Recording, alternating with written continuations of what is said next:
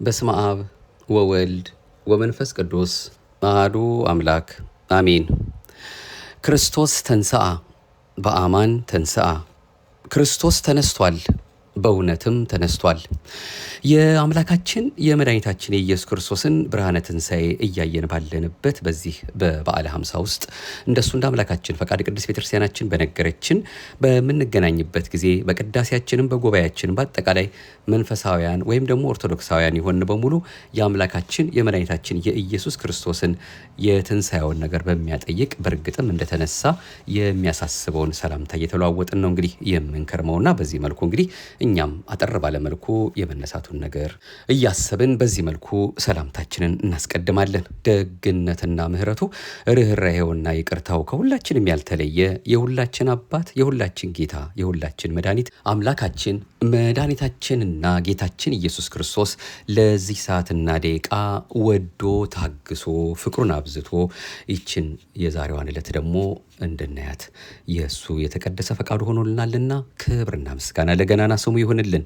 አሁንም ቀሪው ዘመናችንን ለእሱ አስረክበን ፍቅሩን እያሰብን የምንመላለስበትን ማስተዋል ጥበቡ እንዲያድለን እየተማጸንን ለዚህም መድረሳችን ደግሞ ምክንያተ ድኅን የሆነችንን እናቱ መብርሃን ንጽሕተ ንጹሐን ቅድስተ ቅዱሳን አንዳችም ነውር የሌለባት ምልዕተ ጸጋ ምልዕተ ክብር አፍጣኒተ ረድኤት አቁራሪተ መዓት ፊት የማያስመልሰው አንገት የማያስቀልሰው ልመናዋ ጸሎቷ ቃል ኪዳኗም ጠብቆናል ከልሎናልና ስሟ የከበረ የተመሰገነ ይሁን ብለን እሷንም እያመሰገን ነው የዛሬውን ለየት ያለው መርሃ ግብራችን ይዘን የተመለስ ነው። እንግዲህ በዚህ በማህደረ ተዋህዶ እንደ ኦርቶዶክሳዊት ተዋህዶ ቤተክርስቲያናችን እምነት ስርዓትና ትውፊት ወደ ልባችን እንዲያደርስልን ደጅ እየጠናን እሱን አምላካችንን አጋዥ አድርገን በምንከታተለው መንፈሳዊ የዩቱብ አገልግሎታችን ከቅድስት ቤተክርስቲያን መሰረታዊ ትምህርቶች ባሻገር ደግሞ መንፈሳዊ ህይወታችን የሚዳስሱ በጥያቄና መልስም ቢሆን በሌላ መልኩም ልናስተውላቸው፣ ልንማራቸው፣ ልንመከርባቸው የሚያስፈልጉ ጉዳዮችን እናነሳለንና ለዛሬም እንደዚሁ አንድ ያነበብነው በጥያቄና መልስ የቀረበ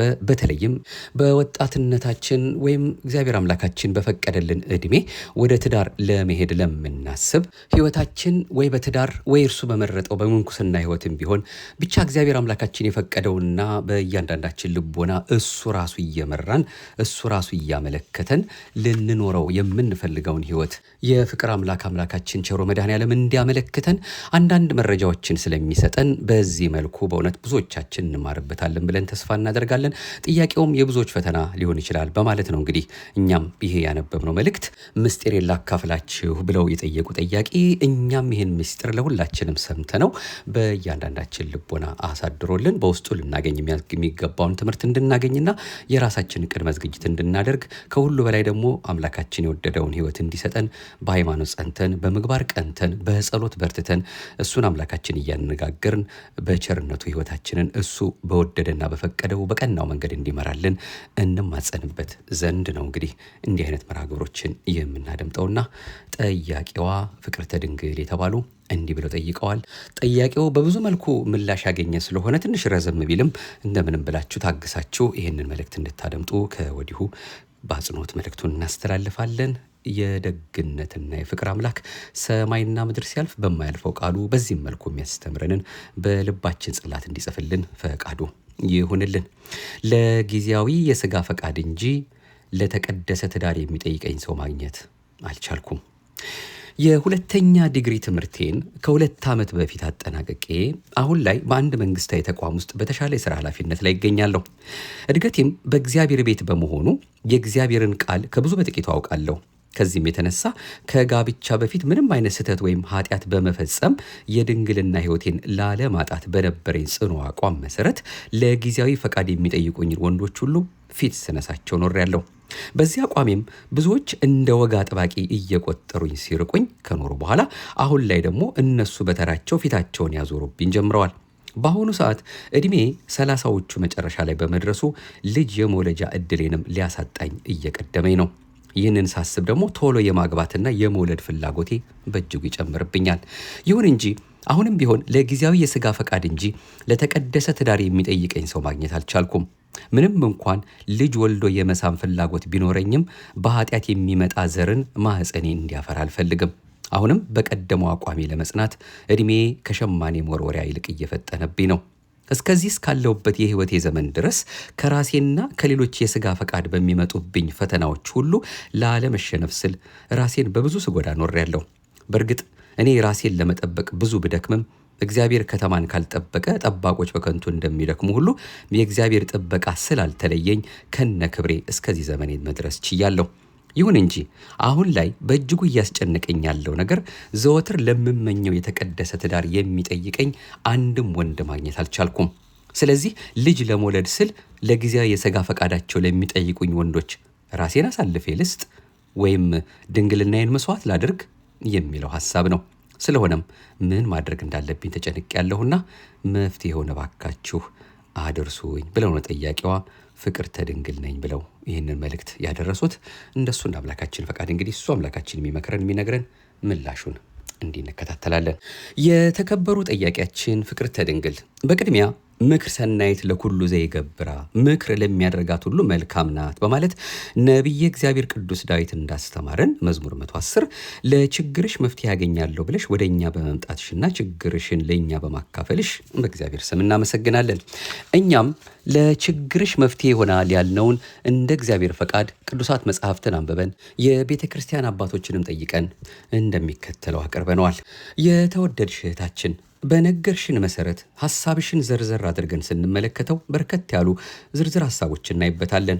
እነዚህንም ለመጥቀስ ያህል በእግዚአብሔር ቤት ማደግና የእግዚአብሔርን ሕግ ማወቅ፣ ለሕይወትሽ ማረፊያ የሚሆን ሥራ መያዝና ራስሽን በራስሽ መቻልሽ፣ እንዲሁም ትዳር ለመያዝ መፈለግና መዘጋጀትሽ፣ ነገር ግን ዘወትር ለምትመኘው የተቀደሰ ትዳር የሚጠይቅ ሰው ማግኘት አለመቻል፣ ለጊዜያዊ ግንኙነት ደግሞ የሚጠይቁሽ ወንዶች ቁጥር መብዛት፣ ይሁን እንጂ ጽኑ አቋም በመያዝ እነርሱን ፊት መንሳት፣ ልጅ የመውለጃ ጊዜ ማለፍ ወይም ዕድሜ መግፋት፣ በመጨረሻም ዕድሜ እየገፋ ነው በማለት ያልተፈለገ ግንኙነት ላድርግ ወይስ አላድርግ በሚል የህሊና ግጭት ውስጥ መግባት የሚሉት ዋና ዋናዎቹ ናቸው።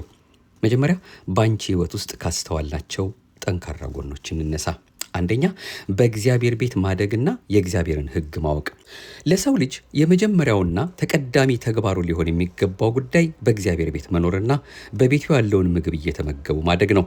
ምግቡም የእግዚአብሔር ቃል ነው። ሰማያውያን መላእክት ምግብ ሆኗቸው የሚኖሩት የእግዚአብሔር ቃል ነው። መላእክት ስጋውያን አይደሉም፣ እንደ ስጋውያንም አያገቡም፣ አይጋቡም፣ ጾታም የላቸውም። ማቴዎስ 22 ቁጥር 30። ስጋዊ ምግብም አያስፈልጋቸውም፣ ምግባቸው ቃል እግዚአብሔር ነውና።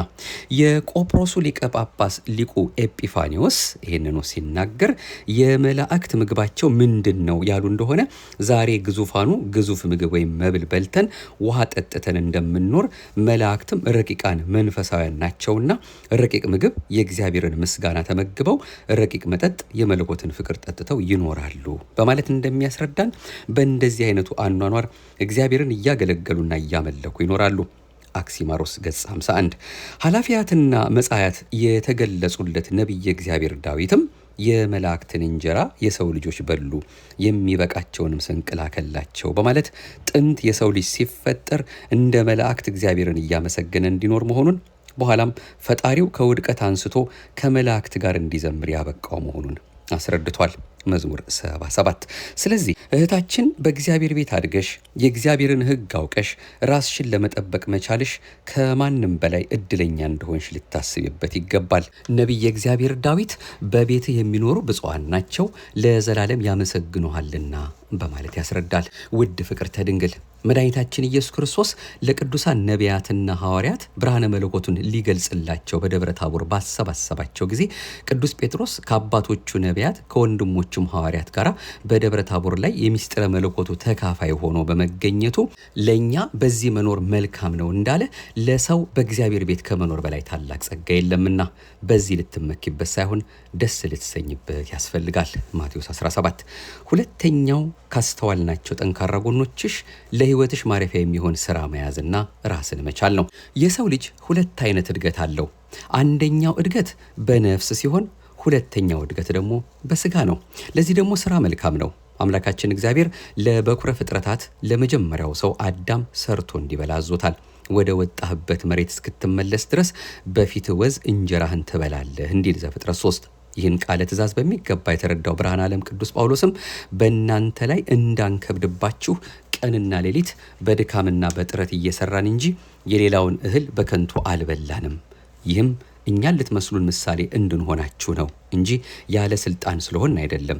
በእናንተ ዘንድ በነበርን ጊዜም ሊሰራ የማይወድ ቢኖር አይብላ ብለን አዘናችሁ ነበርና በማለት እንዳስተማረን ስራ አስፈላጊ ነው። እንግዲህ ሰው ለማደግና ለመኖር ተምሮ ራስን ለመቻል የሚያበቃ ስራ መያዝ አስፈላጊ ነው። እግዚአብሔር አምላካችን የነፍስ አምላክ ብቻ አይደለም የስጋም ጭምር እንጂ። ለዚህም ነው በዘወትር ጸሎታችን አምላክ አንተ ለኩሉ ዘስጋ ወለኩላ ዘነፍስ፣ የነፍስም የስጋም አምላክ አንተ ነህ በማለት የምንጸልየው። ሊቁ ዲዮስቆሮስም ይህንኑ ሲናገር እኛስ ስጋውያን ነን፣ የስጋን ሕግ እናስባለን፣ የስጋን ስራም እንሰራለን፣ በስጋም መንገድ እንሄዳለን። አንተ ግን የመንፈስን ሕግ አስተምረን፣ በመንፈሳዊ ጎዳና ምራን እያለ የሚናገረው። ስለዚህ ስራ ይዞ ራስን ከቤተሰብ ጫና መለየት እጅግ የሚያስደስት ነውና ይህም ሊያስደስትሽ እንደሚገባ መረዳት ይኖርብሻል። ሶስተኛው ትዳር ለመያዝ መፈለግና መዘጋጀት ነው። ሰው ከአራቱ ባህሪያት የተፈጠረ ሲሆን እርስ በርሳቸው የማይስማሙ ባህሪያትን በውስጡ የሚያስተናግድ ነገር ግን በእግዚአብሔር ፈቃድ ተስማምተውለት የሚኖር ልዩ ፍጥረት ነው። ሰው የተፈጠረባቸው አራቱ ባህሪያት ማለትም እሳት፣ ነፋስ፣ መሬትና ውሃ እርስ በርሳቸው አይስማሙም። ለምሳሌ ነፋሱ እሳቱን ያቃጥለዋል ወይም ያቀጣጥለዋል። እሳቱ ውሃውን ያፈለዋል፣ ውሃው ደግሞ እሳቱን ያጠፋዋል፣ መሬቱም ይበላዋል። በሰው ልጅ ላይ እነዚህ ባህሪያት አሉ። ነገር ግን በእግዚአብሔር ልዩ ጥበብ አንዱ አንዱን እየጠበቀው ሁሉም ተስማምተው ይኖራሉ። የነዚህ ባህሪያተ ሥጋ መስማማት ከላይ እንደተገለጸው ለምንኩስናም ሆነ ለትዳር ሕይወት አስፈላጊ ናቸውና የነዚህን ባህሪያት መጣጣም አለመጣጣም መርምሮ መረዳትና ውሳኔንም ማስተካከል ያስፈልጋል። ስለዚህ በውስጡ ያሉት አራቱ ባህሪያት ተስማምተውለት ወደ ትዳርም ሆነ ወደ ምንኩስና ሕይወት ለመሄድ የራሱን የውስጥ ስሜት መረዳትና ራሱን ዝግጁ ማድረግ አለበት። የአራቱ ባህሪያት መስማማት የግድ ለምንኩስና ሕይወት ብቻ አይደለም፣ በትዳር ሕይወት ለመኖርም ጭምር እንጂ። አለበለዚያ ግን አንድ ቀን ምንኩስናን አንድ ቀን ጋብቻን እያሳሰበው መወሰን የማይችል ካገባ በኋላም ቢሆን ትዳሩን የሚያፈርስ ጤነኛ ያልሆነ መንፈስ ሊፈጠርበት ይችላል። ስለዚህ ለሁሉም ነገር ውስጥን መርምሮ ራስን ማዘጋጀት የግድ አስፈላጊ ነው። እህታችን አንቺም ውስጥሽን መርምረሽ ለትዳር መዘጋጀትሽ እጅግ ደስ የሚል ነው። ምክንያቱም ብዙዎች ለውሳኔ ያልበቁ በመንታ መንገድ ላይ ቆመው የሀሳብ ማዕበሉ ወይም ወጀቡ የሚያማታቸው ናቸውና ቢያንስ ከዚህ ችግር በመዳንሽ ልትደሰችበት እንደሚገባ ልናሳስብሽ እንወዳለን። ውድ እህታችን በወንጌል ስለዚህ እናንተም ደግሞ ተዘጋጅታችሁ ኑሩ ተብሎ እንደተጻፈ ራስሽን አዘጋጅተሽ መኖርሽ የተቀደሰ ተግባር ነው። ማቴዎስ 24 የተዘጋጀ ወታደር ጠላት በመጣ ሰዓት ያለምንም መዘግየት ስለሚነሳ ድል አይደረግም። ይህን ጉዳይ ከጠላት መምጣት ጋር ማያያዝ ተገቢ ባይሆንም ብዙ እህቶች ራሳቸውን ሳያዘጋጁ ይቀመጡና የትዳር አጋር ሲመጣም መወሰን ይቸገራሉ። እንዲያውም ውስጣቸው እየፈለገ ራሳቸውን ስላላዘጋጁ ከጠየቃቸው ጋር ሁሉ ሲጋጩ ይስተዋላሉ። አንቺ ግን ከዚህ ሁሉ ችግር ነፃ ነሽና አይዞሽ እንላለን። ሌላው የእህታችን ጠንካራ ጎኖቼ ከሚባሉት ደግሞ አራተኛው ለጊዜያዊ ግንኙነት የሚጠይቁ ወንዶችን ፊት መንሳት የሚለው ነው። ሰዎች በመንፈሳዊ አቅማቸው ባልጠነከሩ ቁጥር መቆጣጠር የሚችሉትን ስሜት እንኳ መቆጣጠር ተስኗቸው ሕይወታቸውን አደጋ ላይ ሲጥሉ ይስተዋላሉ። ከዚህ ከጊዜያዊ ስሜት ለመዳን ደግሞ ጽኑ አቋም መያዝ ያስፈልጋል። ይህ አይነት አቋም ለአንቺ ብቻ ሳይሆን ፍላጎታቸውን እንድትፈጽሚላቸው ፈልገው ለሚመጡ ወንድሞችም ይጠቅማቸዋል። ጉዳቱ አንቺም ብቻ ሳይሆን እነሱንም እንደሚጎዳቸው ልብ አይበሉት እንጂ ተጎጂዎች ናቸው።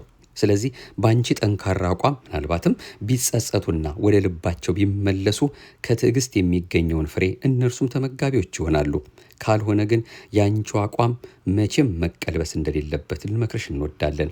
አቋማቸውን በማጽናታቸው የተጠቀሙ ምሳሌ ሊሆኑ የሚችሉንን ከመጽሐፍ ቅዱስ እንዲህ እናምጣ። የመጀመሪያዋ ሶስና ናት። ይህች እናት ባለትዳር ለትዳሯም ክብር ያላት ታላቅ ሴት ነበረች። ነገር ግን በእግዚአብሔር ዘንድ ሳይሆን በሰዎች ዘንድ ክብርና ተቀባይነት ካላቸው ከረበናት መጠየቅ የሌለባትን ጥያቄ ተጠየቀች። በሰው ሰውኛው እነርሱ መምህራን ናቸው፣ ቢናገሩ ይደመጣሉ፣ እሷ ግን አትደመጥም። ስለሆነም ፈቃዳችንን ፈጽሚልን፣ ካልሆነ ግን ከወንድ ጋር ስትሰስን አገኘናት ብለን እንከስሻለን፣ በድንጋይም ተወግረሽ ትሞቻለሽ አሏት። ጥያቄው ከባድ ነበር። እሺ ብትላቸው ከእግዚአብሔር ጋር ልትጣላ ነው፣ እምቢ ብትላቸው ደግሞ ከእነርሱ ልትጣላ ነው፣ ልትገደልም ነው። ግን በእግዚአብሔር ፊት ከምሞት በእናንተ ፊት በሞት ይሻለኛል በማለት አቋሟን አጸናች። በዚህ ጽናቷም መልአከ እግዚአብሔር ተላከላት፣ ከሞትም ዳነች። በእሷ ያሰቡት የማይገባ ስራ አልሳካ ሲላቸውም ለማስገደል የሞከሩት ራሳቸው ተገደሉ። ታሪኩን መጽሐፈ ሶስና ላይ የምናገኘው ነው። ሁለተኛው የምናየው ደግሞ ዮሴፍ ነው። በሀገራችን ባህል እየተቸገሩ ያሉት እህቶቻችን ናቸው። በዮሴፍ ዘመን ደግሞ ነገሩ የተገላቢጦሽ ሆኖ የተቸገረው ወንዱ ነበር። በዚህም ምክንያት የጲጥፋራ ሚስት እመቤቱ የሥጋ ፈቃዷን እንዲፈጽምላት አስገደደችው። እሱ ግን በአቋሙ ጸና። ጌታዬ በሁሉ አሰልጥኖኛል፣ ባንቺ ግን አላሰለጠነኝም፣ ምክንያቱም ሚስቱ ነሽና አላት። እውነት ነው፣ በአባቶቻችን ብሂልም በዓይንና በሚስት ቀልድ የለም ይባላል። ዮሴፍ ግን በጲጥፋራ ቤት እግዚአብሔር ከእርሱ ጋር እንዳለ አምኖ በእግዚአብሔር ፊት ኃጢአትን እንዴት እሰራለሁ በማለት የእመቤቱን ፈቃድ አልፈጸመም። ለጊዜው እሷ ባለ ጊዜ ነበረችና አሳሰረችውም። እግዚአብሔርም ከእርሱ ጋር ነበርና ከእስር ቤት አውጥቶ የፈርዖን እንደራሴ ያደረገው። እናም እህታችን በርካታ ምሳሌዎችን መጥቀስ ቢቻልም የእነዚህን የሁለቱን ሰዎች ሕይወት ብቻ ለጊዜው በሕይወትሽ እያመላለሽ ካልሆነ ነገር እንድትቆጠቢ ያደራ እንላለን። እስካሁን ባለው አቋምሽም እጅግ እንደተደሰትልን እናስረዳሽ እንወዳለን። በመልእክትሽም እንደገለጽሽልን በሕይወትሽ ችግሮች የሆኑብሽን ነገሮች ስንመለከት ደግሞ ከዚህ በታች እንደሚከተለው የምናያቸው ናቸው። የመጀመሪያው ዘወትር ለምትመኘው የተቀደሰ ትዳር የሚጠይቅ ወንድ ማግኘት አለመቻል ነው። ራስን ማዘጋጀት የፈለጉትን ለማግኘት ብቻ ሳይሆን የተሰጡትን ለመቀበልም ወሳኝ ነገር ነው። ይህም ማለት አንቺ በትዳር መኖርን አስበሽ የእግዚአብሔር ጥሪ ግን ወደ ምንኩስና ቢሆን፣ አለዚያም አንቺ ምንኩስናን አስበሽ የእግዚአብሔር ጥሪ ደግሞ ወደ ትዳር ቢሆን የእግዚአብሔርን ጥሪ ለመቀበል በሚገባ መዘጋጀት አለብሽ። ብርሃነ ዓለም ቅዱስ ጳውሎስ ለእግዚአብሔር የሚገባ ቅናት እቀናላችኋለሁና ወደ እርሱ አቀርባችሁ ዘንድ ለአንዱ ንጹሕ ድንግል ሙሽራ ለክርስቶስ አጭቻችኋለሁና በማለት እንዳስተማረን የእግዚአብሔርን ጥሪ ምን እንደሆነ በትዕግስት መጠበቅ እንዳለብሽ መዘንጋት የለብሽም። ሁለተኛ ቆሮንቶስ ምዕራፍ 11 ሐዋርያው የትዳር ሕይወት የተቀደሰ እንደሆነም መጋባት በሁሉ ዘንድ ክቡር ነው፣ ለመኝታውም ርኩሰት የለበትም፣ ሴሰኞችንና አመንዝሮችን ግን እግዚአብሔር ይፈርድባቸዋል በማለትም አስተምሯል። ዕብራውያን 13 ቁጥር 4። ይህ ሐዋርያ አሁንም ሰው ሁሉ እንደኔ ሊሆን እወዳለሁና ነገር ግን ሰው ሁሉ እግዚአብሔር እንዳደለው ጸጋ ይኑር፣ ግብሩ እንዲህ የሆነ አለና ግብሩ ሌላ የሆነም አለና በማለት ያስተምረናል። በአንደኛ ቆሮንቶስ ምዕራፍ 7። ይህ ሁሉ የሚያስረዳን በትዕግስት ሆነን የእግዚአብሔርን ፈቃድ መጠባበቅ እንጂ በራሳችን ፈቃድ ተመርተን እግዚአብሔርን እንዳናሳዝን የተሰጠንንም ጸጋ እንዳናጣው መጠንቀቅ እንዳለብን ነው። ሰው ሞት እንዳለ ሊያስብና ራሱን ለመንግሥተ ሰማያት ሊያዘጋጅ ይገባዋል። ይህ ሲባል ሞት እንዳለ በማሰብ ከሞት የሚድንበትን መንገድ ማሰብ አለበት። ከሞት የሚድንበት መንገድ ደግሞ ከላይ እንደጠቀስነው በትዕግስት የእግዚአብሔርን ፈቃድ እየጠበቁ መኖር ነው። ይህ ማለት ያገባ ሰው ወይም የመነኮሰ ሰው ሞትን አያይም ማለት ላይሆን ይችላል። ሞተ ሥጋ እንዳለ ሁሉ ሞተ ነፍስም አለና ሁለቱንም እያሰበ ሞተ ሥጋው የማይቀር ቢሆንም ከሞተ ነፍስ ግን መዳን ይቻላል። ስለዚህ በምንኩስና ከሆነ የሚኖረው አግባብነት ባለው የምንኩስና ሕይወት፣ በትዳርም ከሆነ የሚኖረው ስርዓቱና ሕጉን በጠበቀ መልኩ እየኖረ ከዘላለማዊ ሞትም ይድን ዘንድ ተዘጋጅቶ መኖር አለበት። ስለዚህ እናንተ ደግሞ ተዘጋጅታችሁ ኑሩ እንደተባለ ማቴዎስ 24 ቁጥር 44። ለዚህም ሁሉ ግን ትዕግስት ወደር የሌለው የጠላት መከላከያ መሳሪያ ነውና እህታችን አሁንም እንደ ቀድሞ ብርቱን የትዕግስት ትጥቅሽን እንዳትፈቺ አደራ ማለትን እንወዳለን። ሁለተኛው ለጊዜያዊ ግንኙነት የሚጠይቁት ወንዶች ቁጥር መብዛት የተባለው ነው። ከጥያቄዎችሽ መካከል ከተረዳናቸው ችግሮች አንዱ ለጊዜያዊ ፍላጎት የሚጠይቁሽ ወንድሞች ቁጥር እየበዛ መሄድ ነው። በሰዎች ሕይወት የሚያጋጥመው መልካም ዕድል የትዳር ሕይወት እንደሆነ ሁሉ እንዲህ ያለውን መጥፎ አጋጣሚ ደግሞ እንደ ተግዳሮት ልንወስደው እንችላለን። የሚፈለግ ባይሆንም የሚጠበቅ ነገርም ነው። እንዲህ ያለው አጋጣሚ እንኳን አንቺ ትዳር ሳትይዢ እንዲሁም ዕድሜሽ ገፍቶ ስትቀመጭ ይቅርና ባለ ትዳሮችንና ገና ዕድሜያቸውን ለትዳር ያልደረሱ እህቶችንም የሚፈትን ጉዳይ ነው። ግን መጠንቀቅ ያስፈልጋል። ይህ ስሜትን እንደፈለጉ የማስተናገዱ ጉዳይ ብዙዎች ጠፍተውበታል። የኤሊ ልጆች አፍኒንና ፊንሐስ አምኖንም የጠፉበት፣ ሶምሶንም ኃይሉን ያጣበት በዚሁ ጉዳይ ነው። ተገዳም ቢሆን ትዕማር ክብሯን ያጣችበት፣ የሰዶምና የገሞራ ሕዝቦችም የጠፉበት በዚህ ጉዳይ ነው። እንዳዩ መብላት ድሃ ያደርጋል እንደሚባለው የመጣውን ሁሉ ፍላጎት ማስተናገድ ከውርደት ከሞት ይጥላልና መጠንቀቅ ያስፈልጋል። እንዲህ ያለው ችግር ሲያጋጥም የነ ቅድስት አርሴማን ሕይወት የነ ሶስናን ተጋድሎ ማስታወስ ያስፈልጋል። የቅዱሳኑ ተጋድሎ የተጻፈው ታሪክ አንባቢዎች ብቻ እንድንሆን ሳይሆን የእነሱን ሕይወት በተግባር እየተማርንበት እንድንኖረው ነውና መጽሐፍትን እያነበቡ የቅዱሳንን ተጋድሎ እያስታወሱ በተጋድሏቸው መጽናት፣ በጥበቃቸው መጠለል፣ በበረከታቸው መጎብኘት ለክርስትና ሕይወት አስፈላጊ ነው። ሌላው ደግሞ ልጅ የመውለጃ ጊዜ ማለፍ ወይም ዕድሜ መግፋት ብለሽ ያነሳሽው ነው። እዚህ ላይ ሁለት ነገሮችን መገንዘብ ያስፈልጋል። የመጀመሪያው ማንኛውም ሰው በትዳር ስለኖረ ብቻ ልጅ ሊወልድ አይችልም፣ እግዚአብሔር ሲፈቅድ እንጂ። ናሁ ጸጋሁ ለእግዚአብሔር ውሉድ፣ እነሆ ልጆች የእግዚአብሔር ስጦታዎች ናቸው እንዲል መዝሙር 126። አባታችን ያዕቆብ በሰው ሰውኛው ከልያ ይልቅ ራሔልን በእጅጉ ይወዳት ነበር። ስለ እርሷም ሲል 14 ዓመት ለአባቷ ለላባ ተገዝቷል። ከ14 ዓመት መገዛት በኋላ ያገኛት ራሔል ግን መካን ነበረች እንዲል ዘፍጥረት 29። ባለመውለዷም ያዕቆብን ልጅ ስጠኝ፣ ይህስ ካልሆነ እሞታለሁ አለችው። ያዕቆብም የማኅፀንሽን ፍሬ የምከለክልሽ እኔ እንደ እግዚአብሔር ነኝን ብሎ ራሔልን ተቆጣት። እዚሁ ዘፍጥረት 30። እንግዲህ እህታችን ትዳር የያዘ ሁሉ ልጅ አይወልድምና ይህንንም ቆም ብለሽ በማስተዋል ልታስቢበት ይገባል። በሁለተኛ ደረጃ ደግሞ በሃይማኖት ለሚኖር ሰው ልጅ መውለድን ዕድሜ አያግደውም። ሳራን በእርጅናዋ ወራት ይስሐቅን ወለደች ዘፍጥረት 21።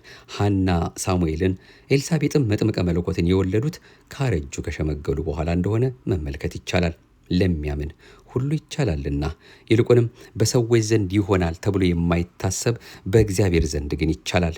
በውኑ ለእግዚአብሔር የሚሳነው ነገር አለን እንዲል አንዳንድ ጊዜ ሳይንሱ ላይ ብቻ እንመረኮዝና የእግዚአብሔርን ልዩ ስራ እንዘነጋለን። ዘፍጥረት 18 ቁጥር 14።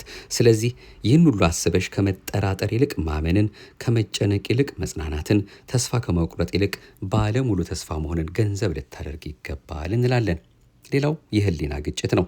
እድሜ እየገፋ ነው በማለት ያልተፈለገ ግንኙነት ላድርግ ወይስ አላድርግ በሚል የህሊና ግጭት ውስጥ መግባትሽ ከጥያቄዎችሽ ውስጥ የተረዳነው ችግር ነው። በዚህ መልእክት ላይም ሰዎች በትዳር ስለኖሩ ብቻ ወይም የግብረ ስጋ ግንኙነት ስላደረጉ ብቻ ልጅ መውለድ እንደማይችሉ አስገነዘብን። እዚህ ላይ ደግሞ መታወቅ ያለበት ነገር በኃጢአት የሚገኝ ዘር የማይጠቅም መሆኑን ነው። ከህግ አፍራሽ ሰው የሚገኝ ዘር ለመከራ ለችግር ይሆናል።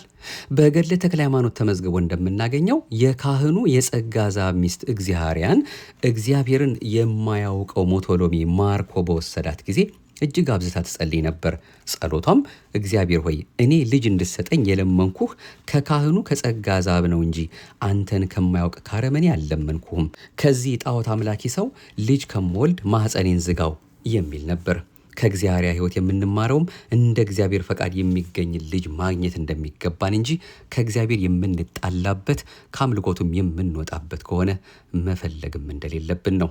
ሐዋርያው የትዳር ሕይወት የተቀደሰ እንደሆነም ሲናገር መጋባት በሁሉ ዘንድ ክቡር ነው፣ ለመኝታቸውም ርኩሰት የለውም በማለት ሲያስተምር ሴሰኞችንና አመንዝሮችን ግን እግዚአብሔር ይፈርድባቸዋል በማለትም አስተምሯል። ዕብራውያን 13። ስለዚህ ጋብቻ መልካም ፍሬ የሚኖረው በተቀደሰው ስርዓት ሲሆን እንጂ ከእግዚአብሔር ሕግ የሚያወጣን ከሆነ መርገምም አለበትና መጠንቀቅ ያስፈልጋል።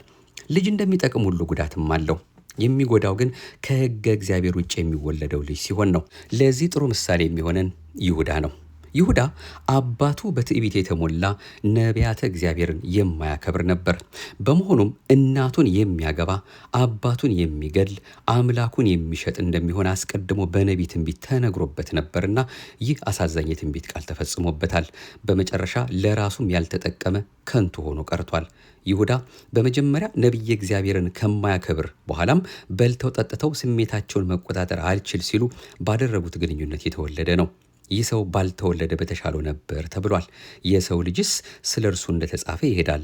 ነገር ግን የሰው ልጅ አልፎ ለሚሰጥበት ለዚያ ሰው ወዮለት፣ ያ ሰው ባልተወለደ በተሻለው ነበር በማለት ራሱ ባለቤቱ መድኃኔዓለም ኢየሱስ ክርስቶስ ተናግሯል። ማቴዎስ 26። እንግዲህ እህታችን መቼም ባለቤቱ ክርስቶስ ካስተማረው ትምህርት መውጣት እንደማትፈልጊ አስቀድመሽ ነግረሽናል። ስለዚህ ልጅ መውለድን ብቻ ሳይሆን እንደ እግዚአብሔር ፈቃድ የሚወለድ ልጅንም እንድትመኝ ልናሳስብሽ እንወዳለን። እስኪ አንድ ምሳሌ ደግሞ እንጨምርልሽ።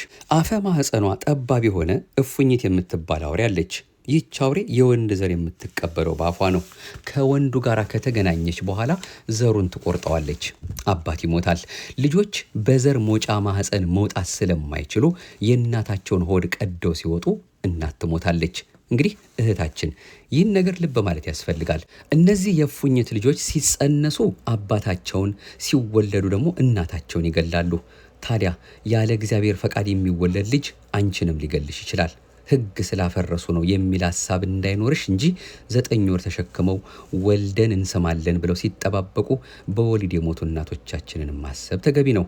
በአጠቃላይ ከእግዚአብሔር ፈቃድ ውጭ የተሰራ ስራ ሁሉ ስለማይጠቅም ቆም ብሎ ማሰብ ያስፈልጋል። እስካሁን የተነጋገርንበት ነገር እንግዲህ በእህታችን ጥያቄና በጥያቄ ውስጥ የሚገኙ ጠንካራ ጎኖቿን እንዲሁም ደግሞ ያሳሰባትን ነገር የሚያጠይቀውን ምላሽ ነበር። ወደ መፍትሄው እንምጣ። አንደኛ፣ ጽኑ እምነት። በሃይማኖት የሚኖር ሰው የሚፈልገውን ነገር በጊዜው እንደሚያገኝ ያምናል። ጊዜው እስከሚደርስም በተስፋም ይጠባበቃል። አዳም የለመነው የነገረ ድነት ጉዳይ ከ5500 ዘመን በኋላ ነው የተፈጸመው። ለዚህም ነው መፍቀሬ ጥበብ ሰሎሞን ነገርን ሁሉ በጊዜው ውብ አድርጎ ሰራው የሚለን መጽሐፈ መክብብ ምዕራፍ 3። ሌላው በጽኑ እምነት የሚኖር ሰው የፈለገው ነገር እንደሚሰጠው ብቻ ሳይሆን ያልተሰጠው ነገር ለበጎ እንደሆነም ይረዳል። ልጅን ዕድሜ አያግደውም። ሳራን፣ እመ ሳሙኤልን፣ ሐናን፣ ኤልሳቤጥን መመልከት ይቻላል። ሁለተኛው መፍትሄ ቅድሚያ የሚሰጠውን መለየት። ከትዳርም ከልጅም በፊት ማስቀደም ያለብን ፈቃድ እግዚአብሔርን ነው። በመሰረቱ ልጅ ብንወልድም የኛ ሀብት አይደለም። ሀብትነቱ የእግዚአብሔር ነው። የኛ ብቸኛ ሀብት ሃይማኖታችንን አጽንተን ምግባራችንን አቅንተን የምንወርሳት ርስት መንግስተ ሰማያት ናት። መንግስተ ሰማያትን ለመውረስ ደግሞ ልጅ መውለድ መስፈርት አይደለም። ታዲያ ልጅ መውለድ አለመውለድ ከመንግስተ ሰማያት ጋር ግንኙነት ከሌለው ሕገ እግዚአብሔርን ተላልፈን ለምንወልደው ከእግዚአብሔርም ጋር ለምንጣላበት ልጅ የምንሳሳው ለምን ይሆን? መልሱን ቆም ብለሽ እንድታስቢበትና በዓላማሽ እንድትጸኚ አደራ እንላለን። ሶስተኛው መፍትሄ መጸለይ ነው። እግዚአብሔር አምላካችን ፍላጎታችንን ያውቃል። እኛ ሳንለምነውም አስቀድሞ እርሱ የሚያስፈልገንን ይሰጠናል። በጸሎተ ኪዳን እንዲህ የሚላለ ሳንለምነው የሚያስፈልገንን ከፈቃዱ ይሰጠናል፣ ያለመጠራጠር የምንነግረውንም ይሰማናል ተብሎ እንደተጻፈ እግዚአብሔር ሁሉን አዋቂ ነውና ለኛ ከኛ በላይ ያስባል። የሚያስፈልገንንም አዘጋጅቶ ይሰጠናል። ነገር ግን መቼም የኛ ነገር ሳንፈልግ ሰጠን ነው የምንልና የሚያስፈልገንን ነገር እንድንለምነውም ይፈቅዳል። ለዚህም ነው ለምኑ ብሎ በወንጌል ያስተማረን። ለምኑ ይሰጣችኋልም፣ ፈልጉ ታገኛላችሁም፣ ደጅ ምቱ ይከፈትላችኋልም። የሚለምን ሁሉ ይቀበላልና የሚፈልግም ያገኛልና ደጅ ለሚመታም ይከፈትለታልና እንዲል ማቴዎስ ምዕራፍ 7። ሌላው አራተኛው መስፈርትን አለማብዛት ነው። ማንኛውም ሰው ስለሆነ ብቻ የከበረ ፍጥረት ነው። ይሁን እንጂ የተቀደሰ ክርስቲያናዊ ጋብቻ ሃይማኖትና ሃይማኖት የሚገለጥበት ምግባር ከሁሉም በላይ ቅድሚያ የሚሰጣቸው ጉዳዮች ናቸውና እነዚህን ቅድሚያ ሰጥቶ መመልከት ተገቢ ነው። ከዚህ ባለፈ ግን በገንዘብ፣ በውበት፣ በዘር ወዘተ የሚያጋጥሙ ልዩነቶችንና ክፍተቶችን ለመቻቻል መወሰን እንጂ የሚቀርበንን ነገር በሙሉ የሚጎዳን ነገር አድርጎ መውሰድ ተገቢነት የለውም።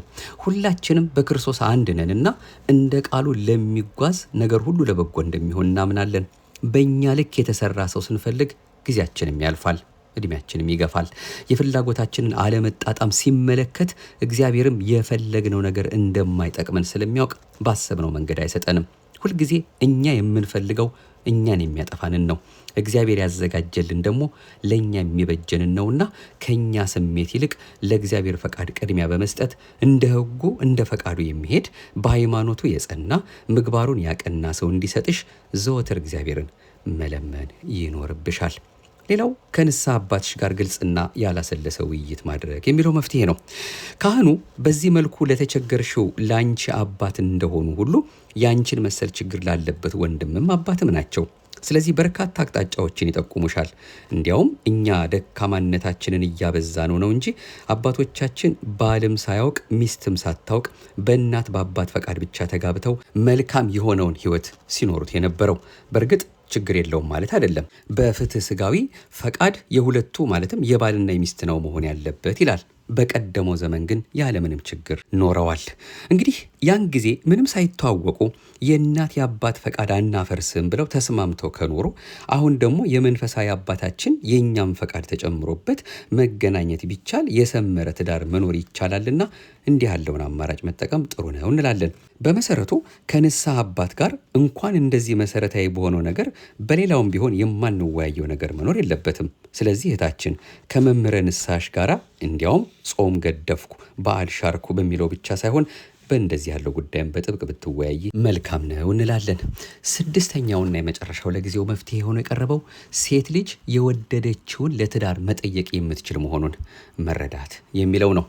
ሴቶች ቃል በቃል መጠየቅን የማህበረሰቡ ልማድ ወይም ወግ አይፈቅድም። እንደ መጽሐፍ ቅዱስ አስተምሮ ግን ሴት መጠየቅ አትችልም አይልም። እንዲያውም በቀጥታም ሆነ በተዘዋዋሪ መንገድ ሴቶች መጠየቃቸውን እናስታውሳለን። ለምሳሌ ሩት ቦዔዝን፣ ርብቃ ይስሐቅን ጠይቀዋል። ስለዚህ እህታችንም ከቻልሽ በቀጥታ መጠየቅ የምትችይ መሆኑን ይህም ባይሆን በተዘዋዋሪ መንገድ እንደነ ሩትና እንደነ ርብቃ ፈቃደኝነትሽን የምትገልጭበትን መንገድ መጠቀም ብትችይ ጥሩ ነው። ይልቁንም እድሜሽ ገፋ እያለ ሲሄድ ማግባት የማትፈልጊ መስለሽ ልትታያቸውም ስለምትችይ ከሩት የምንማረው መጠየቅን ብቻ አይደለም፣ የቦዔዝን በእድሜ መግፋትንና ደሃ መሆንንም ሳትቆጥር መቅረቧን ነው። ሩት ምዕራፍ 3 በስነ ህይወታዊ መንገድ ሁለቱ ተጋቢዎች በእድሜ መጣጣም አለባቸው። ሩት ግን የቦዔዝን በእድሜ መሸምገል ሳትንቀው ቀረበች። ትዳር መረዳዳት ነው። መረዳዳት ደግሞ በብዙ መንገድ ነውና ቦዔዝ በገንዘቡ እርሷ ደግሞ በጉልበቷ ይረዳዳሉ። ቦዔዝ በእድሜ ስለሸመገለ ሳትንቀው ስለቀረበችው በደስታ ተቀበላት፣ አመሰገናትም። ስለዚህ እህታችን በብዙ መንገድ መስፈርት ሳታበዢ በማህበረሰቡ ባህልና ወግ ወይም ልማድ ውስጥሽ ታስሮ ካልተቸገርሽ ይሆነኛል የምትይውን ስነ ልቦናሽን የማይጎዳውን ወንድ ለትዳር መጠየቅ ትችያለሽ። ካልሆነም ደግሞ እንደ ርብቃ በተዘዋዋሪ መንገድ ዝግጁነትሽን፣ አላማሽን፣ ፈቃደኝነትሽን ብትገልጭላቸው ወንድሞች አሁን እየተፈተንሽበት ላለው ህይወት ሳይሆን ለተቀደሰው የትዳር ህይወት የሚጠይቁሽ እንደሆነ አቅጣጫ ልንሰጥሽ እንወዳለን።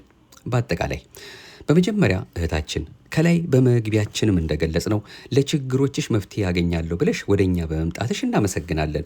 በመቀጠል ግን ከላይ የተዘረዘሩትን ጉዳዮች በአጽንኦት እንድትመለከቻቸው እንፈልጋለን። ጠንካራ ጎኖችሽን እንድትቀጥይባቸው፣ ለችግሮች ደግሞ መፍትሄ ይሆናሉ ብለን የዘረዘርናቸውን ተግባራዊ እንድታደርጊያቸው፣ ይህም ሁሉ ሆኖ አንቺ ባሰብሽው መንገድ ካልተሳካ የእግዚአብሔር ፈቃድ በሌላ መንገድ እንደሆነ ተረድተሽ ህይወትሽን ከአደጋ ከኃጢአትም እንድትከላከይ በእግዚአብሔር ስም አደራ እንልሻለን። ትዳርም ልጅ ወልዶ ማሳደግም አማራጭ እንጂ ብቸኛ ህይወት አይደለም። ልጅ ያልወለዱትን ቅዱሳንን ማሰብ በስጋ ከሚወለዱት ልጆች በመቶ እጥፍ ለንጽጽርም የማይቀርቡ ልጆችንና የማይጠፋ ዘላለማዊ ስም ተሰጥቷቸው በትውልዱ ሁሉ ሲዘከሩ የሚኖሩትን ቅዱሳን ልብ ማለት ያስፈልጋል። ለዚህ ሁሉ እግዚአብሔር በቸርነቱ እንዲጠብቅሽ ከክፉ ነገርም ሁሉ እንዲሰውርሽ እንመኛለን። ለዚህም የእግዚአብሔር ቸርነት፣ የንጽሕት ቅድስት ድንግል ማርያም አማላጅነት፣ የቅዱሳን መላእክት ጥበቃና ተራዳይነት፣ የቅዱሳኑ ሁሉ በረከት አይለይሽ፣ አሜን ይላል። እንግዲህ እንደሱ እንዳምላካችን ፈቃድ ለዛሬ መንፈሳዊ ህይወታችን፣ ክርስቲያናዊ ህይወታችን እንድንዳስስበት እርሱ ነው አምላካችን አጋዥ አድርገን እኛም ያነበብነው ወደ እናንተ ያደረስነው መልእክታችን። እንግዲህ በዚህም ብዙዎቻችሁ ተመራችሁበታል ብለን ተስፋ እናደርጋለን። በዚህ መልኩ በጥያቄና መልስ የቀረቡ በጠያቄዎቹ ውስጥ ልናስተውላቸው የሚገቡ እኛን የሚመለከቱን በርካታ ቁም ነገሮች ስላሉ ነው እንግዲህ እነዚህ ነገሮች አለፍ አለፍ እያልን የምናመጣው። ሌሎቹንም እንደዚሁ መጽሐፍት የሚነግሩንን በተለያየ መልኩ በቅድስት ቤተክርስቲያናችን ታተመው ለሁላችንም ትምህርት እንዲሆኑ የተዘጋጁትን እያመጣን መከታተላችንን እንቀጥላለን። የደግነት ባለቤት በዚህ መልኩም ዛሬም ስላስተማረን ስለመከረን ስሙ የከበረ የተመሰገነ ይሁን። እንግዲህ እግዚአብሔር አምላካችን በሰጠን በዚህ ምድራዊ ህይወታችን ስንመላለስ ወይ እናገባለን ወይ እንመነኩሳለን። ከዚህ ከሁለቱ ውጭ የሆነ የለም። ምናልባትም ደጅ ለመጥናት እግዚአብሔር አምላካችን በእኛ ሊያደርገው ያሰበውን ነገር ለመጠየቅ የትኛው ይሆን የኔ ህይወት የሚለው የራሳችን ከእግዚአብሔር ጋር የምናደርገው ግንኙነት እንዳለ ሆኖ ለማግባት የምናስብ እንደሱ እንደ አምላካችን ፈቃድ መንገድ ላይ ያለን በእጮኝነት ያለን ወደ ትዳር ደጃፍ ደርሰን ለዚያ ክብር እንዲያበቃን ደጅ የምንጠናውን ሁሉ እርሱ አምላካችን በቸርነቱ በቤቱ ተገኝተን በሚገባው ስርዓት ፈጽመን እርሱን አምላካችንን እየፈራን በፊቱ ቃል ገብተን የምንኖርበትን ልቦናውን ጥበቡን ለሁላችንም እንዲያድለን ፈቃዱ ይሁንልን። በትዳር ሕይወት ኖረንም እግዚአብሔር አምላካችን በቸርነቱ በሕይወታችን እንዲኖርልን የቤታችን ራስ እንዲሆንልን ስለ እናቱ ብሎ እንዲለመነን ፍቅሩን እንዳያጓድልብን ፈተና እንኳ ቢመጣ ለእሱ አስረክበን ከአባቶቻችን ጋር እየተነጋገርን ሚስጥራትን እየፈጸምን እንድንመላለስ እሱ ቀድሞ ያሳየንን መንገድ በዚያው ፍቅር እስከ መጨረሻው ድረስ እንዲያዘልቀን እስከ መቃብር እንዲያኖረን የእሱ የመድኃኔዓለምን ቸርነትና ምሕረት ሁልጊዜም እየናፈቅን ደጅ እየጠናን እሱን በመጥራታችን ምንም የሚጎልብን ነገር እንደሌለ ራሳችንን አሳምነን የሕይወታችን ሁሉ መሪ አስተዳዳሪ እንዲሆን ለአምላካችን ራሳችን አስገዝተን እንድንኖር እሱ የይቅርታውን ስራ የምሕረቱን ስራ የፍቅሩን ነገር እንዲያነግስልን እየተማጸነው ነው መኖር የሚገባን። ወደ ምንኩስና ሕይወትም ደግሞ አስበን ከሆነ በብርቱ ጥንቃቄ የሚያስፈልገው አምላካችን እንዲገኝበት የእሱ ፈቃድ መሆኑ አለመሆኑ በእርግጥም እናውቀው ዘንድ እኛ በግላችን ከምናደርገው የጸሎት ትጋት፣ የሃይማኖት ጽናት፣ የቅዱሳኑን ሕይወት መለማመድን በግላችን ከማድረግ ውጪ በዚህ ጸንተው ያሉ አባቶቻችንን በጸሎት እንዲያስቡን መጠየቅም ከምንም ነገር በላይ ማድረግ የሚገባን ነውና አምላካችን እየተማጸን እየጸለይን እያጸለይን በንጽህና ሆነን የእሱን የአምላካችንን ፈቃድ መጠየቅ እንዳለብንም ከሁላችንም የተሰወረ አይደለም። ለብቻችን ያለን ደግሞ ወንዶችም ሴቶችም እህቶች ወንድሞቻችንም ደግሞ እንደዚሁ እርሱ አምላካችን እስኪፈቅድልን ድረስ ራሳችንን እያነጽን የመድኃኔዓለምን ፈቃድ እየተማጸን ከፈተና ራሳችንን ጠብቀን እንደ እህታችን ማለት ነው እሱ የወደደውና የፈቀደውን እስኪሰጠን ድረስ የደግነቱን ስራ እንዲያበዛልንና ለደገኛውም ክብር እንዲያበቃን መማጸን እንዳለብን በተለያየ መልኩ ቅዱስ ቤተክርስቲያናችን ታስተምረናለች። ይህን ወደፊትም በተለያየ ጊዜ እንመጣበታለን። ለዛሬ ለተቀደሰ ትዳር የሚጠይቀኝ ሰው ማግኘት አልቻልኩም። በአብዛኛው የሚጠይቁኝ ወንዶች ሁሉ ለጊዜያዊ የሥጋ ፈቃድ ነው እንጂ በማለት ለጠየቀችው ፍቅርተ ድንግል ለተባለች እህት የተመለሰው ምላሽ ለሁላችንም ትምህርት ይሰጠናል ብለን ተስፋ በማድረግ ነው እንግዲህ ዛሬውን መርሐ ግብራችንን ማኅደረ ተዋሕዶን ጠቅልል የምናደርገው። እንደ ኦርቶዶክሳዊት ተዋሕዶ ቤተክርስቲያናችን እምነት ስርዓትና ትውፊት አምላካችን ከፈቀደልን ከተለያዩ በቅርባችን ካሉ ምንጮች እያመጣን የምንከታተለው መርሐ ግብራችን የዛሬውን መልእክታችን ያገኘነው በኢትዮጵያ ኦርቶዶክስ ተዋሕዶ ቤተክርስቲያን በሰንበት ትምህርት ቤቶች ማደራጃ መምሪያ በማኅበረ ቅዱሳን ከሚታተሙት ጋዜጦች ስማ ጽድቅ ከተባለው ጋዜጣ ከጥር 1 እስከ 15 2011 እና ከጥር 17 እስከ 30 2011 ታትሞ ከነበረው ላይ ምስጢሬን ላካፍላችሁ ከተባለውን ያገኘነው። እግዚአብሔር አምላካችን በእውነት በዚህ መልኩ ይህን ምላሽ የሰጡንን መድኃኔዓለም ኢየሱስ ክርስቶስ የሕይወትን ቃል ያሰማልን፣ ማኅበሩንም በቸርነቱ አምላካችን አጽንቶ ይጠብቅልን፣ ይቆየን። አቤቱ አንተን መፍራትን በልቦናችን በጎ አምልኮትህንም በህሊናችን ጨምር። የቅድስት ቤተ ክርስቲያናችን አምላክ ቸሮ መድኃኔዓለም ብፁዓን ሊቃነ ጳጳሳት በዚህ ሰዓት ተሰብስበው በርክበ ካህናት ማለት ነው ስለ ቅድስት ቤተ ክርስቲያናችን የሚመክሩትን ምክር መንፈስ ቅዱስ በመካከላቸው ተገኝቶ ደገኛውን መልካሙን ምክር መክረው ለቅድስት ቤተ ክርስቲያን የሚበጃትን ነገር እሱ እያመለከታቸው መልካሙ እንዲያሰሙን እሱ አምላካችን በቸርነቱ ስለ እናቱ ብሎ በመካከላቸው እንዲገኝልን ፈቃዱ ይሆንልን። የቤተ ክርስቲያን ፈታኞቿንም በደግነቱ አምላካችን ያስታግስልን። እኛንም በሃይማኖት አጽንቶ በምግባር አቅንቶ ያችን ከገቡ መውጣት ካገኙ ማጣት የሌለባትን መንግስቱን ለመውረስ የሚያበቃንን መልካም የሆነውን ደግ የሆነውን ከሱ ከእግዚአብሔር አምላካችን የሆነውን ስራ ሰርተን ለዋጋ ለበረከት እንዲያደርግልን ቀሪው ዘመናችንን እሱ በቸርነቱ ባርኮልን መጨረሻችን እንዲያሳምርልን ፈቃዱ ይሁንልን። ሀገራችን ኢትዮጵያን በዓይነ ምሕረቱ ይመልከትልን። የፍቅር አምላክ ይቆየን። የቀጠሮ ሰዎች ይበለን። ማኅደረ ተዋሕዶን የሚያደምጡ ሁሉ አድርሱልን።